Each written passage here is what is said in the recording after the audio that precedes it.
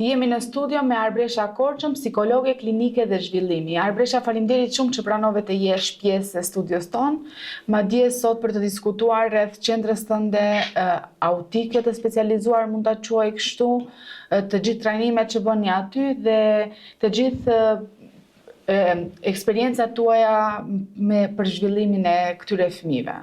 Sa i përket qendrës tonë, jemi qendër për zhvillim social, që do të thotë ne japim zë dhe zhvillim të gjitha fushave sociale. Sigurisht nevoja më e madhe në struk tani, sigurisht janë fëmijët e ardhmja dhe ne fokusi jon kryesor është te zhvillimi i fëmijëve, të gjithë fëmijët pa rëndësi diagnozës, të cilët kanë nevojë për ndërhyrje, qoftë për vonesa në zhvillim, qoftë për nevoja emocionale, gjithashtu ofrojmë psikoterapi edhe për të rritur, aktivitete grupore, kështu që ne mundohemi të jemi sa më afër shoqërisë nëpërmjet qendrës tonë. A i plotësojmë kushtet për fëmijët autik ne si shtet apo jo?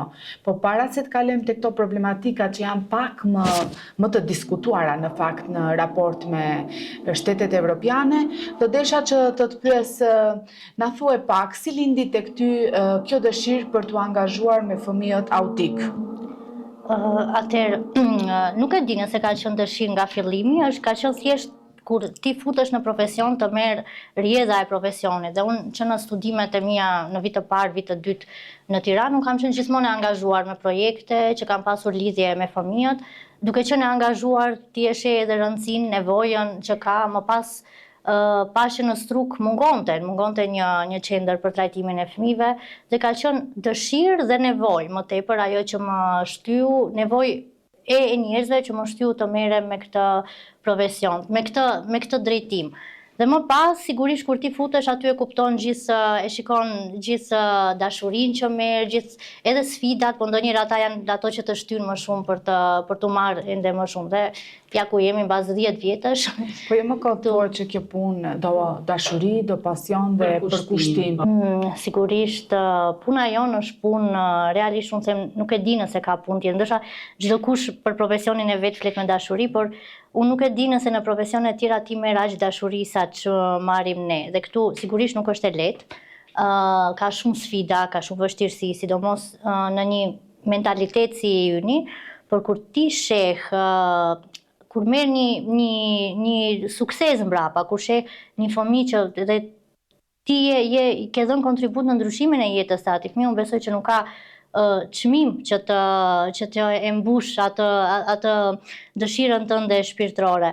Dhe ajo që unë mund të them, unë tani pas 10 vitesh unë di që këta fëmijë më kanë ndryshuar. Realisht unë nuk jam i njëjti person, sepse ata të bëjnë të njohë dashuri në dimensione tjera, në dimensione që ne nuk i marrim në jetën e përditshme, dashuri që ndoshta nuk thuhet me fjalë, po ndjehet dashuri, kështu që më kanë mësuar durimin, më kanë mësuar të jem më e qetë, të vlerësoj gjëra më të vogla në jetë, kështu që më kanë dhënë shumë. Tani këtu, kjo është një temë shumë e gjerë. Ne mund të marrim, ne si shoqëri jemi realisht duke marrë parasysh që ne në vendin tonë shëndeti mendor ende nuk shihet si nevojat bazike të njerëzit, përderisa sigurimet shëndetësore ende nuk mbulojnë shërbimet psikologjike. Kështu shohim rëndësinë që ne jemi realisht shumë mbrapa në këtë aspekt. Ndoshta ende shihet si luks ose diçka që nuk është parsore, por ne jemi shumë empatik kur bëhet fjalë për shëndet fizik, por kur bëhet fjalë të shëndeti psikologjik, aty jemi ndoshta nuk i japim rëndësi dhe kjo sigurisht lë shumë vend për të dëshiruar. Si pasojë e kësaj, pastaj gjithashtu është mentaliteti që ne jemi pavarësisht se në fjalor të përditshëm ne jemi shumë po ti mbështesim, po kur bëhet fjalë për vepra konkrete, realisht edhe aty ka shumë vend për të dëshiruar, ka vend për përmirësim, ka vend për kurse sfidat më të mëdha në punën time që has është sigurisht sepse ne në qendrën tonë, ne duke qenë qendër zhvillimi, ne fillojmë me fëmijë nga moshat më të vogla, më të hershme. Dhe kur flas këtu, idealja është nga moshat 18 muaj, 2 vjeç.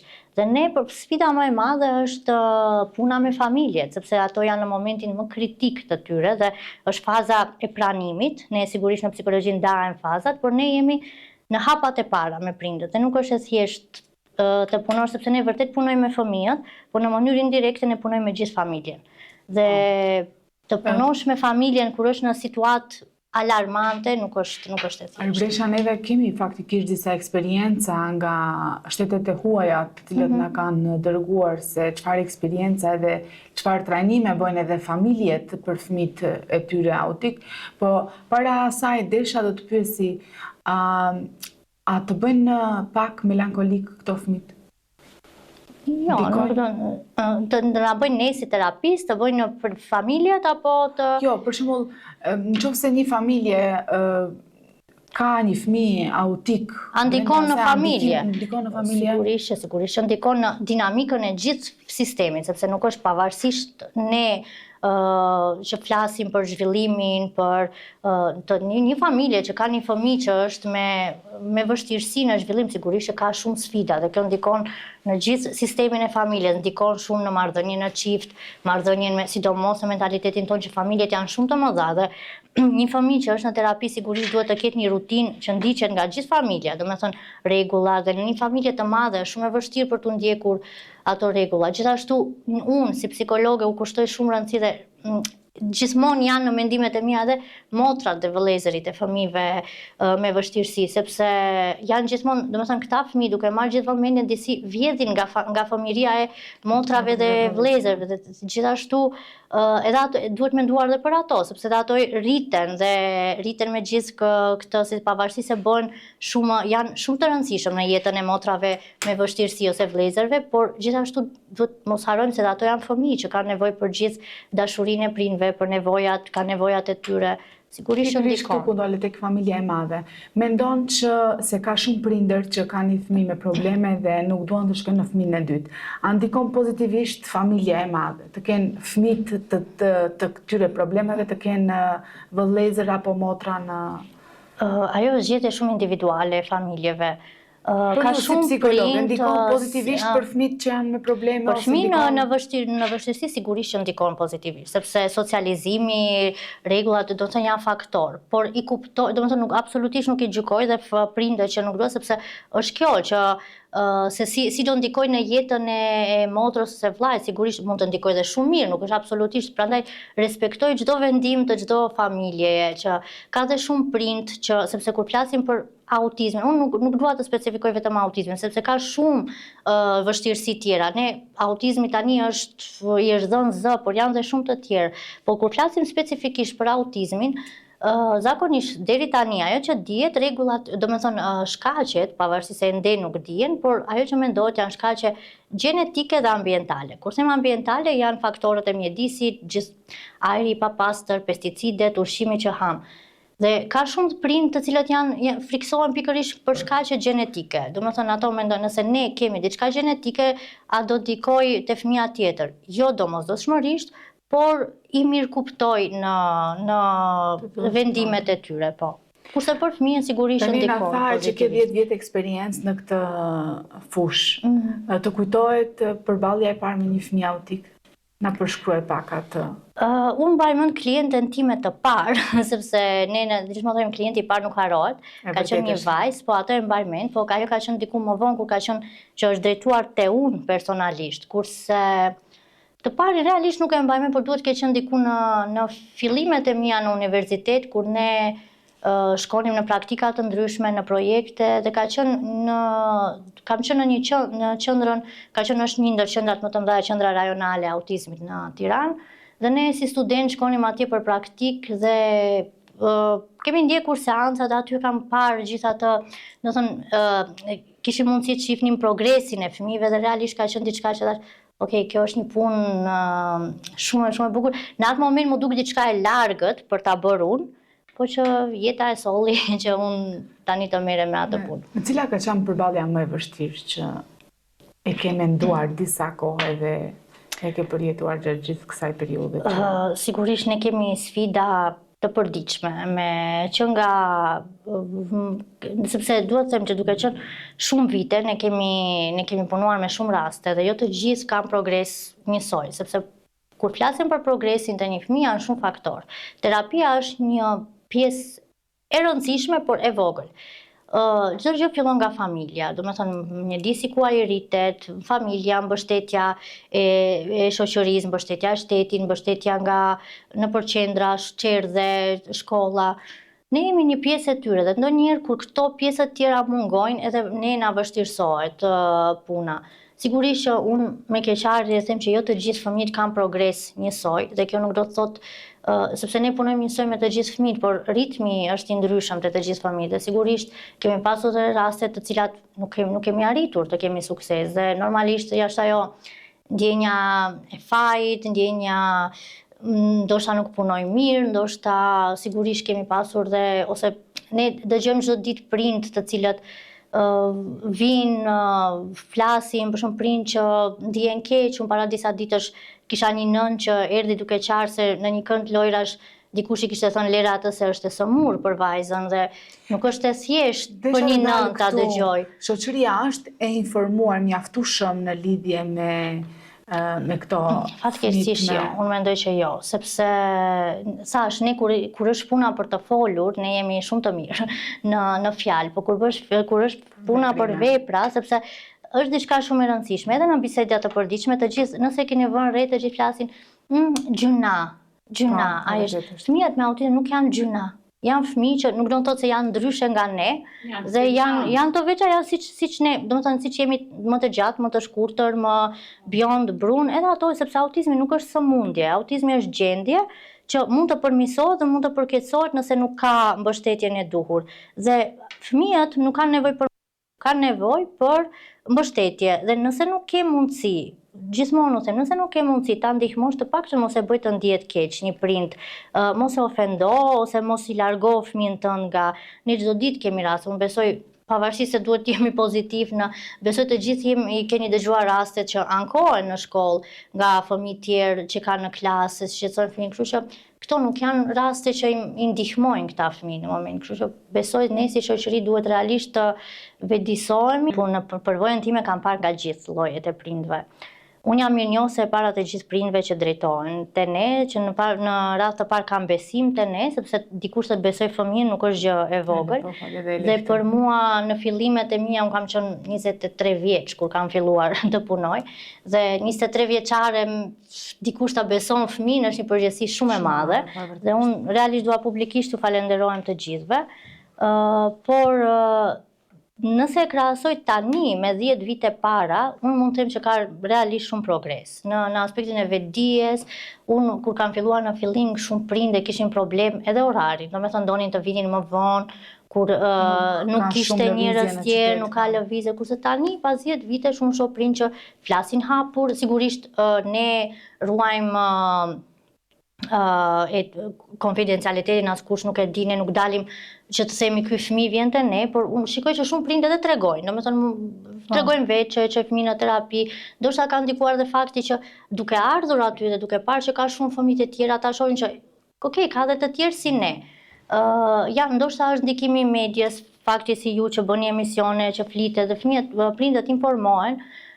Dhe po, realisht mendoj nga ana e prindërve ka një vetëdijsi më të lartë, janë më të vetëdijshëm në simptomat e para, sa fillojnë shqetësohen, por sigurisht ka nga gjithë. Ka nga ato që nuk e pranojnë, është faza e mohimit, që jo, fëmia im është mirë, ne kemi pasur dhe një daje që ka folur vonë, ato janë gjithmonë justifikimet. Ka prindë të cilët alarmohen më shumë se ç'duhet, dhe kështu që rastet janë të ndryshme. Ka prindë që janë shumë të vendosur për të punuar, dhe janë realisht pjesa më e madhe e suksesit të fëmijës, kështu që ka të ndryshme. Një eksperiencë nga Suedia, prindërve suedez, dhe thotë, kur fëmia jonë u diagnostifikua, ne si prindër kemi bërë kurs për autizmin, do me thënë ka psikolog, psikiatër, doktor, që folin për autizmin dhe tregojnë video pak a shumë se çfarë sjellje ka një fëmijë me autizëm dhe për një prind sa është e rëndësishme rutina tek ai fëmijë.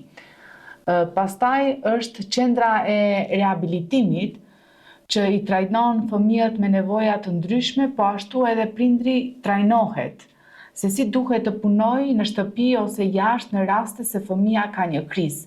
Shteti suedez u mundëson prindërve që të kenë mundësi për kontakte me një familje tjetër ndihmëse që e merr fëmijën dhe e mban një fundjavë në mënyrë që prindërit të kenë kohë për njëri tjetrin dhe të kenë më tepër kohë për fëmijët tjerë nëse kanë. Njëri prind ka të drejtë të punojë vetëm 50% dhe në punë në fakt, dhe 50% tjera të pagës u mundëson shteti. Transporti është privat, por falas për në shkollë, spital ose në një aktivitet që fëmijët mund të bëjnë. Kur do arrim neve që të kemi gjithë këto kushte faktikisht për një... Se jo më kot, viteve të fundit, mjaft prindër janë larguar nga vendi për shkak të kushteve të fëmijëve me probleme. Sigurisht thash, ne jemi dy shtete diametralisht të kundërt me Suedin, por ajo që do dal prapë te ajo që thash, edhe te fakti që shumë prind largohen. Unë jam shumë në kontakt me prind edhe nga vendet europiane që vinë gjatë verës për terapi, edhe domethënë edhe nga trajnimet që kam bërë, kam qenë jashtë dhe jam e informuar për shërbime që marrin. Këtu shërbimi fillon që nga thash, këtu është shëndeti mendor është parësor, është si shëndeti fizik, ku ti mund të mundësohet nga shteti. Te ne kjo mungon. Ne nuk kemi shërbime falas që përsa i përket shëndetit mental. Por, në krahasim me shumë vite përpara, them dhe 10 vite, dhe 5 vite, këtu ka ndryshime pozitive. Në aspektin që tani, ju siç e dini, me ligjin e ri për inkluzion, pjesa më e madhe e fëmijëve me vështirësi kanë asistent personal në shkollë. Sa i përket pjesës orarit të shkurtuar të punës, ekziston dhe te ne në Maqedoni, por një gjë që është shumë e rëndësishme që dua ta theksoj. Të gjitha këto shërbime që zonja Zotriu nuk e di kush i ka përmendur, këto merren në momentin që fëmia ka diagnozë. Në Maqedoni shumica e prindërve refuzojnë të marrin diagnozë. Nuk po them në Maqedoni, nuk e di, shumica me të cilat kam unë punë. Sepse e para që të arrim në diagnozë duhet një proces shumë i gjatë, vlerësimi dhe ka kritere të ndryshme të cilat janë për duhet të plotësohen që fëmia të ketë diagnozë, duhet të jetë mosha, zakonisht para moshës 3 vjeçare nuk diagnostikohet fëmia. Kështu që ka shumë faktor. Nëse fëmijët, kjo është shumë e rëndësishme për prindin, nëse fëmia ka diagnozë, prindi mund të përfitojë nga këto shërbime, siç është kjo me orar të shkurtuar të punës, kanë fond nga shteti, nuk e di sa është sa nga shërbimet sociale, por ka një shumë, nëse fëmia është me pampersat janë të mundësuar nga shteti, pjesa më e madhe e ilaçeve, nëse është me ilaçe mundësohen nga shteti, por duhet të bëjnë vlerësim në komisione të posaçme, siç janë në Shkup ose në Manastir. Për momentin janë këto. Kështu që të gjitha këto, disa shërbime jepen dhe këtu. Thjesht prindi duhet të shkojnë në drejt të marrë diagnozë, sepse fakti që unë e kuptoj prindin që nuk do, sepse shumica janë dhe me shpresën që ndoshta do përmirësohet dhe nuk ka nevojë sepse diagnoza të ta ndjeki gjithë jetën, ose kanë thjesht këto shërbime merren kur në momentin që ka diagnozë. Pjesa tjetër, unë e kuptoj dhe e di që shumë veta janë larguar, por ajo që unë prapë e them me bindje të plot, shumica e njerëzve nga ne nuk ikin vetëm për kushtet, por i ikin mentalitetit tonë. Për atë që thash, për komente që bëhen, për mos pranimin në shkollë, kështu që i mirë kuptoj plotësisht, por nuk është vetëm thash, ne duhet të ndryshojmë individualisht njerëz si njerëz dhe më pas të presim në struktura, është shumë e natyrshme të kërkojmë, por duhet mos e heqim përgjegjësi nga vetja jonë si njerëz, sepse dhe kjo më pëlqeu shumë kjo që kanë mundësi që një familje tjetër ta marrë në fundjavë, sepse ajo ndikon në inkluzion, ndikon në përshtatjen e fëmijëve edhe me njerëz të tjerë, por kjo kërkon një nivel shumë të lartë ndërgjegjësimi në shoqëri. Nuk e di si funksionon, nëse ajo familje ka pagesë ose paraqitet diku, besoj duhet të ketë një kontroll sepse ti nuk mund t'ia besosh fëmijën çdo kujt, por që të mbrim aty, ato kanë ndërgjegje kolektive dhe personale që ne për momentin na duhet dhe disa kohë, edhe pse nuk e mohoj. Shumica ka njerëz që janë shumë mbështetës, por domethënë nuk është vetëm struktura e shtetit, është ndërgjegje dhe niveli lartë empatie individuale e njerëzve. Arbresha, kjo është fundi faktikisht i minutazhit tonë. Faleminderit që ishe me ne dhe që ndave një eksperiencë tënde për televizionin tonë. Faleminderit dhe ju për ftesën. Të dashur teleshikues, ishte Arbresha Korça, psikologe klinike dhe zhvillimi. Për të gjithë ju që na ndoqët, besoj që keni arritur të mirëni disa informacione që i nevojitet çdo familje që ka fëmijë me probleme.